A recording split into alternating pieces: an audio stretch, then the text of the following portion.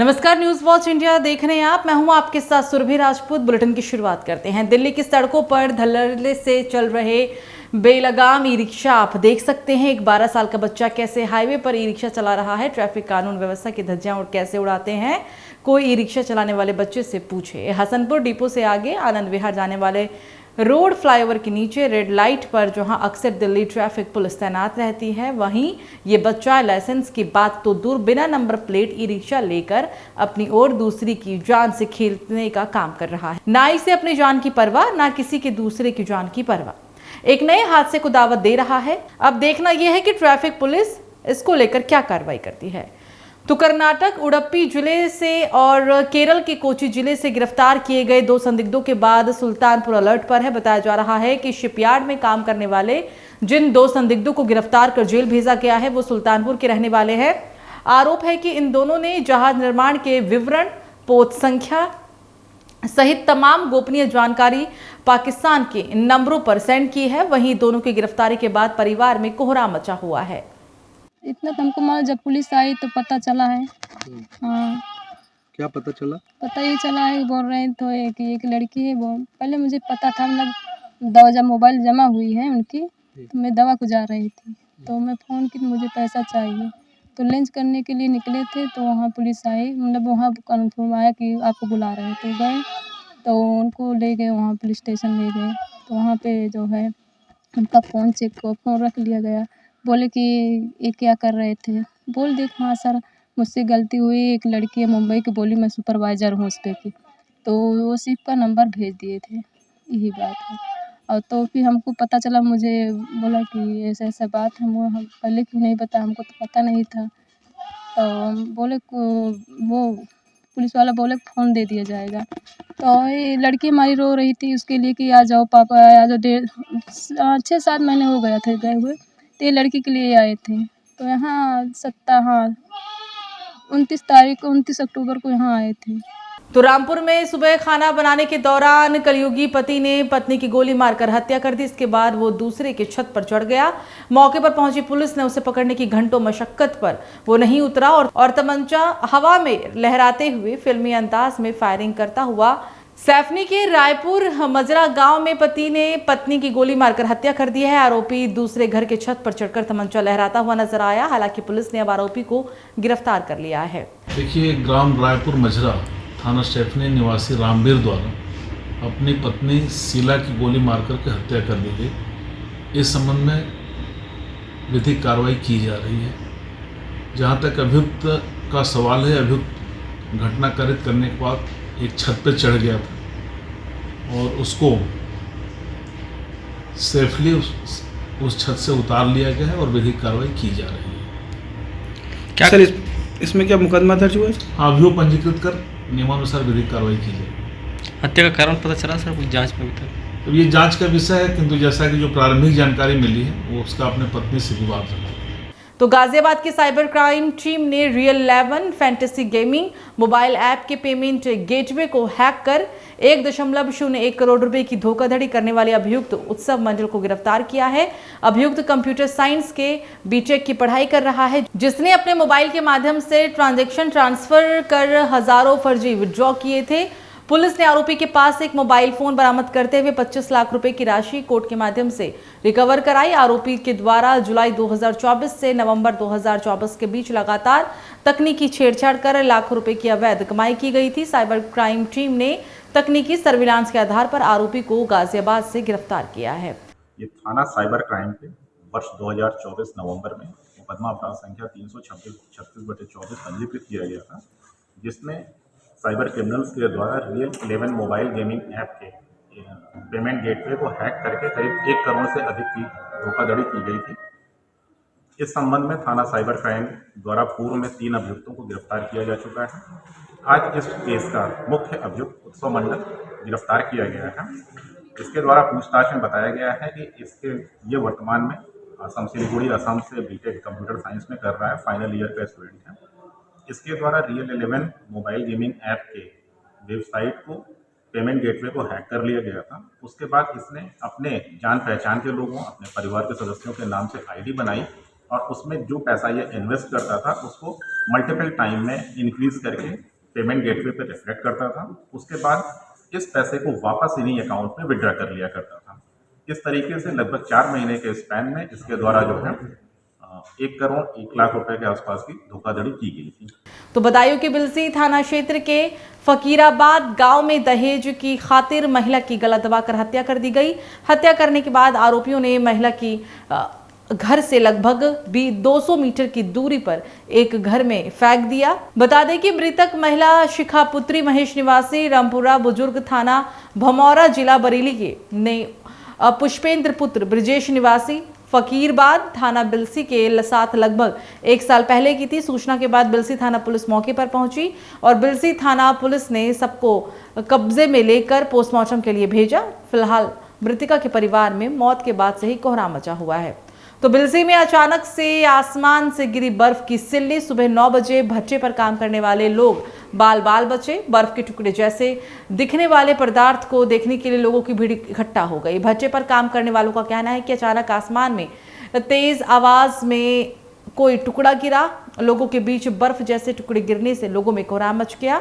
SDM Bilsi को जानकारी मिलने पर थाना पुलिस को जांच के लिए मौके पर भेजा गया। पुलिस ने मौके पर लोगों से जानकारी जुटाई है। तो बदायूं के फकरे अहमद शोबी ने वक्फ संपत्ति की रजिस्ट्रेशन के लिए दातागंज के एक हेल्प डेस्क का उद्घाटन किया। यह help desk Aladdin market Bareilly road Dataganj के पास खोला गया। इस मौके पर दातागंज के कभी जिम्मेदार लोग मौजूद रहे। फखरे अहमद शोभी ने बताया कि बोर्ड से संबंधित सभी दस्तावेज दफा 37 रजिस्टर 6 दिसंबर 1986 और 26 फरवरी 1944 का गजट नोटिफिकेशन, नई नियमावली, वामसी पोर्टल की लिस्ट और वक्फ की पूरी डिटेल दातागंज हेल्प डेस्क को दी गई है। वहां आकर आप अपना रजिस्ट्रेशन करा सकते हैं। ये बहुत ज़रूरी है, जिसको करना हमारी जिम्मेदारी भी है। तो गाजियाबाद की स्वाट टीम, क्राइम ब्रांच और औषधि विभाग की संयुक्त कार्रवाई में कैंसर की महंगी दवाओं की कालाबाजारी करने वाले अंतर्राष्ट्रीय गिरोह का पर्दाफाश करते हुए 3 सदस्यों को गिरफ्तार किया गया है। अभियुक्त बिना बिल और बिना वैध अनुमति के कैंसर मरीजों में उपयोग होने वाली इन दवाओं की कालाबाजारी कर रहे थे। ये दवाएं दिल्ली के मेडिकल स्टोर और फार्मा नेटवर्क के माध्यम से बाजार में सप्लाई की जाती थी, जबकि इन पर सप्लाई नोट फॉर सेल का स्पष्ट उल्लेख था। स्वाट टीम, क्राइम ब्रांच और औषधि विभाग गाजियाबाद की संयुक्त टीम के द्वारा मुखबिर की सूचना के आधार पर कार्रवाई करते हुए 3 अभियुक्तों को गिरफ्तार किया गया है, जिनके कब्जे से लगभग 19 लाख की दवाएं बरामद की गई हैं। इन दवाओं का प्रयोग कैंसर के ट्रीटमेंट में मुख्य रूप से किया जाता था। इन बरामद दवाओं में लगभग 5.5 से 6 लाख की दवाएं ऐसी हैं जो एक्सपायरी हैं, यानी इनके जो उपयोग की तिथि थी वो निकल चुकी हैं। इनके जब पूछताछ की गई तो उसमें एक निकल के आया कि कुछ दवाएं जो काफ़ी कॉस्टली होती हैं, जिनकी मार्केट में वैल्यू 2 लाख से 2.5 लाख के बीच में होती है, इसको सीडीएस सिस्टम में हॉस्पिटल को सीधे सप्लाई की जाती है। वहाँ से इन दवाओं को लेकर उसके ऊपर का लेबल हटाकर उसको मार्केट वैल्यू में इनके द्वारा विभिन्न हॉस्पिटल और नर्सिंग होम में सप्लाई किया जा रहा था। इसके अलावा इनके पास से जो भी दवाएँ मिली हैं, इनके ना कोई डॉक्यूमेंट थे, ना कोई इनके पास प्रॉपर पेपर थे, और इनके द्वारा पूर्व में भी इस तरह के कृत्य किए गए हैं, जिसके चलते इनके विरुद्ध न्यायालय में वाद भी पेंडिंग चल रहे हैं। कुल मिला के लगभग 19 लाख के आसपास की दवाएं रिकवर की गई हैं। इसके अलावा इनके पास से 8,85,000 रुपये कैश भी बरामद हुआ है, जिसके बारे में इन्होंने बताया कि इस पैसे से ये इन्हीं दवाओं को प्रोक्योर करने के लिए जा रहे हैं। तो बिजनौर में जब दिल में कुछ कर दिखाने की तमन्ना और लगन होती है तो उम्र और कद भी आड़े नहीं आते। ऐसा ही कुछ कर दिखाया एक 12 वर्षीय कक्षा 6 में पढ़ने वाले छात्र ने। उसने अपनी कड़ी मेहनत और लगन से एलन टैलेंटिक्स प्रतियोगिता में यूपी स्तर पर 599 रैंक लाकर स्कूल और परिजनों का नाम रोशन किया। इस छोटे से छात्र की शिक्षा में लगन और कड़ी मेहनत को देखते हुए इसको बधाई देने वाले लोग घर पहुंचकर छात्र की हौसला अफजाई कर रहे हैं। आगे छात्र का कहना है कि एक दिन वो जरूर यूपीएससी परीक्षा को पास करने के लिए कड़ी मेहनत करेगा और उसका सपना आईपीएस बनने का भी है। मेरा नाम मोहम्मद हुसैन अजहर है। मैं बिजनौर के rainbow public higher secondary school में पढ़ता हूँ। मैं 6th A में हूँ। मेरे 599 रैंक आई यूपी में। उसमें 80 क्वेश्चंस थे, जिसमें से मेरे 550 और 57 क्वेश्चंस करेक्ट निकले। अच्छा हुसैन, आगे पढ़ लिख कर क्या बनना चाहते हो आप? मेरा सपना है यूपीएससी की तैयारी कर उसका पेपर दूँ और उसमें अच्छी रैंक से पास हूँ, जिसलिए मैं दिन रात पढ़ता हूँ और बड़े होकर यूपीएससी का एग्ज़ाम दूँगा और उसमें पास होऊंगा ताकि मैं आईपीएस बन सकूँ। तो बिजनौर में मुख्य चिकित्सा अधिकारी सीएमओ एक प्राइवेट नर्सिंग होम में मरीजों का उपचार करते हुए पकड़ने में आए उत्तर प्रदेश राज्य महिला आयोग की सदस्य प्राइवेट नर्सिंग होम पहुंची तो सीएमओ बाथरूम में घुस गए और काफी देर के बाद उन्हें बाहर निकाला गया। ये नजारा देख प्राइवेट नर्सिंग होम में मौजूद मरीजों में हड़कंप मच गया। 2 महीने पहले भी राज्य महिला आयोग के सदस्य के द्वारा सीएमओ को चेतावनी दी गई थी, लेकिन सीएमओ साहब ने अपना रवैया नहीं बदला। मुजफ्फरनगर के मुख्य चिकित्सा अधिकारी सीएमओ सुनील तेवतिया जिला बिजनौर के चांदपुर में अपने नवजीवन नर्सिंग होम पर मरीजों का उपचार कर रहे थे। हाँ जी, मैं संगीता जैन अग्रवाल सदस्य हूँ राज्य महिला आयोग उत्तर प्रदेश सरकार में। तो यहाँ पहले मैं 2 महीने पहले भी आई थी, यहाँ से शिकायतें गई थी कि डॉक्टर सब यहाँ गैर कानूनी अपना क्लिनिक चला रहे हैं। डॉक्टर कौन है, क्या क्लिनिक है? सुनील तेवतिया जी हैं, सीएमओ मुजफ्फरनगर जिला में हैं, लेकिन हर संडे वो बिजनौर में यहाँ आते हैं और कम से कम 150-200 मरीज देखते हैं। 300 रुपये इनकी फीस है और बिजनौर में जो मीनाक्षी सेंटर है उससे भी इनका टाई अप है। और मैं 2 महीने पहले इनको मना करके गई थी कि अगर आपको यहाँ सेवा करनी है तो किसी से फीस ना ली जाए और दवाइयाँ अपने पास से निःशुल्क दीजिए। फ्री सेवा वो होती है, ये नहीं होती कि आप सबसे 300 रुपये फीस लें और दवाइयाँ खरीदवाएं अपने ही मेडिकल स्टोर से, तो ये गैरकानूनी काम है। जब आप यहाँ आए तो आपने क्या पाया? मैंने यहाँ पाया डॉक्टर साहब मुझे देख के एकदम भाग गए, उन्हें लेके आना पड़ा हमें। और उनकी वाइफ भी काफ़ी उल्टा सीधा बोलने लगी कि ऐसा है वैसा है, मैं यहाँ रहती हूँ, जबकि उनकी वाइफ भी वहीं मुजफ्फरनगर ही रहती है। तो वृंदावन से इस वक्त एक अहम जानकारी आपको बता दें, जहां सुनरख मार्ग स्थित शराब के ठेके पर जबरन ताला डालने और पुलिस अधिकारी को फोन पर धमकी देने के आरोप में गौरक्षक दक्ष चौधरी सहित 5 लोगों को पुलिस ने ऋषिकेश से गिरफ्तार किया है। गिरफ्तारी के बाद सोशल मीडिया पर माहौल गरमाने लगा और जिसके चलते वृंदावन पुलिस अलर्ट पर आ गई। मामला 18 नवंबर का है, जब बागेश्वर धाम के पीठाधीश्वर पंडित धीरेन्द्र कृष्ण शास्त्री के आह्वान पर गौरक्षक दल चौधरी और उनके साथी सुनरख मार्ग स्थित शराब के ठेके पर पहुंचे।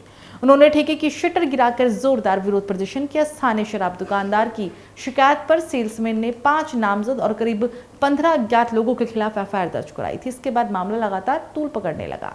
ये वृंदावन में एक घटना 17/11 को हुई थी। सुनरख में शराब का ठेका है, उसमें कुछ व्यक्तियों के द्वारा शराब के ठेके को जबरन बंद कराए जाने का प्रयास किया जा रहा था।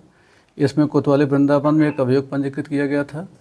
तत्समय इसमें 5 नामजद और 10-15 अज्ञात लोगों के खिलाफ अभियोग पंजीकृत हुआ था, जिसमें 2 की पूर्व में गिरफ्तारी हो चुकी थी। आज इसमें नामजद और अज्ञात में से कुल 5 व्यक्तियों को गिरफ्तार कर लिया गया है। इस संबंध में आवश्यक वैधानिक कार्रवाई की जा रही है। उनके नाम हैं युधिष्ठिर, अमित, अभिषेक, दक्ष और दुर्योधन, जो अभी गिरफ्तार हुए हैं। इनके विरुद्ध आवश्यक वैधानिक कार्रवाई की जा रही है। तो वहीं राजधानी पटना का सबसे अहम विभाग जिस पर हर किसी की नजर रहती है, चाहे वो आम जनता हो या फिर किसी खास उद्योग मंत्रालय, जिसका कार्यभार आज बीजेपी कोटे से दिलीप जायसवाल ने संभाल लिया है। पदभार संभालते ही दिलीप जायसवाल ने कहा कि मंत्री बनने के बाद पहली बार मैं कार्यालय आया, अधिकृत रूप से विभाग का आज पदभार लिया। पहले मैं राजस्व मंत्री के रूप में काम कर चुका हूं। सर्वे उस समय मैंने करवाया था, 136 पदाधिकारी पर मैंने उस समय कार्रवाई भी की थी और उसके बाद मुझे बिहार बीजेपी अध्यक्ष की जिम्मेदारी दी गई। दिलीप जायसवाल ने कहा कि हर चुनौती को स्वीकार किया। साथ ही जायसवाल ने कहा कि पहले से जो मंत्री ने उद्योग विभाग में काम किए हैं उसको भी हम आगे बढ़ाएंगे। मेरा लक्ष्य है कि बिहार को निवेश हब बनाया जाए। हम पारदर्शिता और गति के साथ काम करेंगे। बिहार को प्रमुख औद्योगिक राज्य बनाने में मैं भूमिका निभाऊंगा। कि आज उद्योग विभाग में मंत्री बनने के बाद पहला बार मुझे कार्यालय में आने का मौका लगा और आज मैंने अधिकृत रूप से विभाग का प्रभार लिया। आपको पता है कि मैं जुलाई 2024 के पहले राजस्व मंत्री के